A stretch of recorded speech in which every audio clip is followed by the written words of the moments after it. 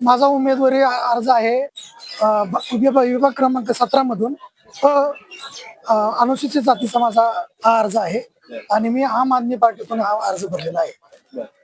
आता कोणतं उद्दिष्ट घेऊन तुम्ही निवडणूक लढवत आहात? खरं तर पहा, तुम्ही आम आदमी पार्टीचा जर तुम्ही विचार केला तर जागतिक पातळीच्या शाळा केजरीवाल साहेबांनी केलेल्या आहेत आणि खऱ्या अर्थाने गोरगरिबांचा जो विचार करण्याची क्षमता आहे मी म्हणतो तर आम आदमी पार्टीमध्ये आहे. झाडू हे आमचं चिन्ह आहे आणि निश्चितपणे सांगतो की तो जो विभाग आहे, तो जो प्रभाग आहे, त्या प्रभागामध्ये अशा पद्धतीचं काम करण्याची माझी इच्छा आहे की महाराष्ट्रामध्ये एक नंबरचा प्रभाग त्या ठिकाणी मला तो करायचा आहे. कारण गरीबातला गरीब विद्यार्थी माणूस त्या ठिकाणी सुधारला पाहिजे आणि त्याची आर्थिकता वाढली पाहिजे, तिथे त्या ठिकाणची स्वच्छता झाली पाहिजे.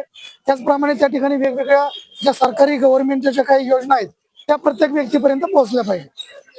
आमचं चिन्ह आहे झाडू आणि लक्षात ठेवा या झाडूनेच आम्ही प्रत्येक घर साफ करणार आहे, स्वच्छता करणार आहे.